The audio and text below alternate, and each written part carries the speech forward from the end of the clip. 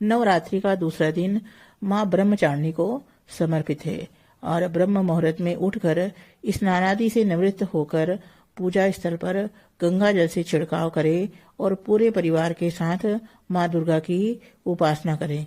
माता ब्रह्मचारिणी की पूजा में पीले रंग के वस्त्रों का प्रयोग करें और पीले रंग की चीजें ही अर्पित करें। माता का पंचामृत से स्नान करने के बाद रोली कुमकुम अर्पित करें। इसके बाद अग्यारी करें और अग्यारी पर लौंग बतासे, हवन की सामग्री आदि चीजें अर्पित करें।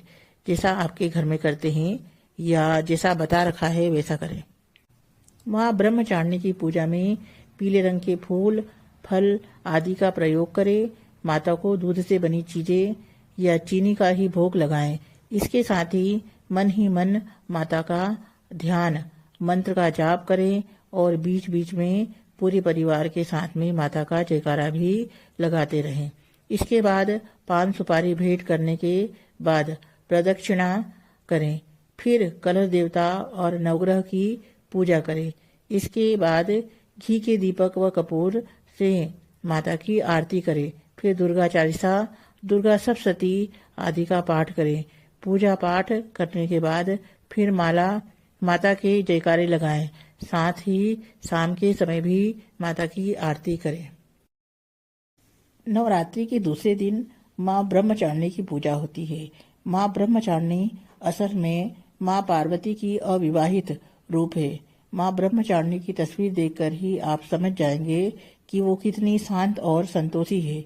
वो तपस्विनी है जो भगवान शिव की तपस्या में लगी हुई है। उनके एक हाथ में रुद्राक्ष माला तो दूसरे में कमंडल है। उन्होंने श्वेत वस्त्र धारण किए हुए हैं जो उनके पूरे रूप को शांत और शीतल बना रही है।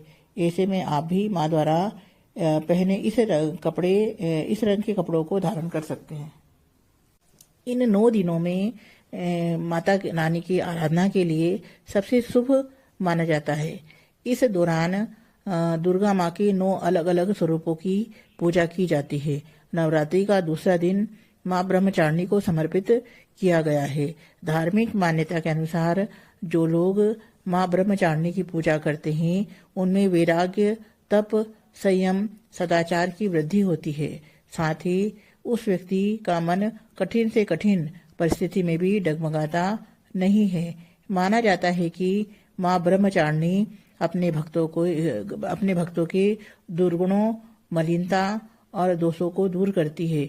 ऐसे में माँ ब्रह्मचारिणी को प्रसन्न करने के लिए आप भोग में चीनी या गुड़ अर्पित कर सकते हैं। इसे बेहद शुभ माना जाता है। ऐसा करने से व्यक्ति को लंबी उम्र का वरदान प्राप्त होता है। इसके अलावा आप गुड़ या चीनी से बनी मिठाई भी भोग में लगा सकते हैं।